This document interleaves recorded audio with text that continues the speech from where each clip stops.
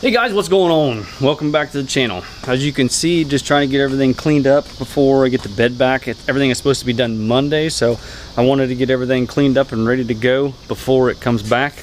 Hitting it with some purple power, some pretty harsh stuff. As you can see, it cleaned up the frame pretty good. I did spray it on the back of the cab too. Took the dirt off, but left a lot of other stuff there where the purple power didn't get to. Anyway. This stuff works pretty good. I use it quite a bit. This is the only degreaser that I use. Pick it up right at Walmart. So, anyway, tonight the only thing I really have to do is everything is dry. I can go ahead and put my exhaust manifold back on. Flat black turned out really good. What I'm going to be holding it together with, like I said last night, is these ARP studs. There's the part number right there. I will put a link in the description. You can pick these up probably on Amazon, I'm sure. So this is what I'm going to use to hold everything together, just to get rid of those spacers that are actually, I think they're out on the shop stool. So when you're putting these in, it's a really good idea to make sure all your holes are clean before you thread those in. Then just thread your studs in hand tight. I have one right here. We can actually do one of them and show you. Just thread these studs in hand tight. Do one here that you can see.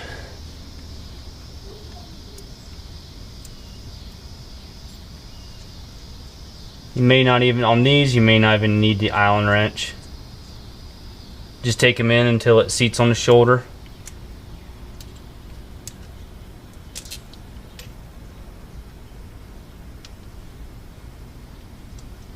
Just like so.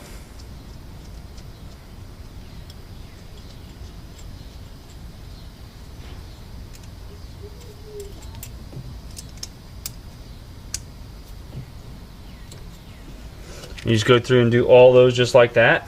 And then you come back through and put your gaskets on, then put your exhaust manifold on. So after all the studs are in, just grab your gaskets. You can slide them over the studs, and then all you have to do is just slide your exhaust manifold on. If you remember from last night's video, this is my exhaust manifold gasket set. I did purchase this from AutoZone. Right there is the part number. I'll try and find it online, see if I can't put a link on there for Amazon or something like that. As you guys know, I go to Amazon for quite a bit of stuff. They have just about everything you need, or anything that you're gonna want to do anything. So, you know, Amazon Prime shipping is pretty quick. You get it usually within just a day or so. 2 days, sometimes it's just 2 days. So one thing that I forgot about with the multi-layer steel gaskets here is that they had the little tabs in there, and as you hold those in place and you thread them in. What I forgot was when you put those on the back of the manifold and you're just using bolts, they're already up against the engine block, so you can just thread your bolt right in. So what you actually need to do is hold this in place and thread your stud in just like so. That was one of the things I had forgot about the multi-layer steel gaskets. So just remember that if you're going to do the same thing that I'm doing here, just make sure before you put your studs on to put your gasket up there against the block, and then thread your stud in. Just makes life just a little bit easier, and things will go just a little bit quicker, just like so. I have 2 more cylinders to do, then I'm ready to put the manifold back on. So with all the studs and the gaskets in place, once again, like I said, make sure and put your gasket up against the block and then thread your stud in, because of the little tabs it's in the multi-layer steel stud, or multi-layer steel gaskets.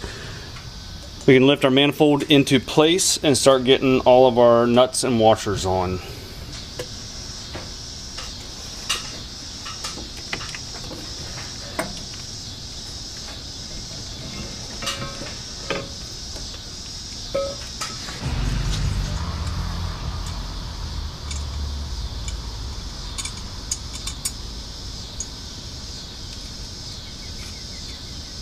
Okay, so the camera died as I was getting ready to torque these down and I didn't realize it. But as you can see, manifold is in place. I think it looks pretty good. Got the nice stainless steel 12-point hardware from ARP fasteners. Gives it a nice touch. Looks a lot better than the factory bolts with them stupid looking spacers on there. And these are torqued to 50 foot-pounds, and you do want to retorque those after your first heat cycle just to make sure they're staying there. When I torqued these down, I started in a center and just worked my way out to each side. Went there, there, there, there, there, and there. So just the way I do it, kind of like when you do put a head on, you start in the center and work your way out. There's a torque sequence for the head. Also, just you Google that, you can find it.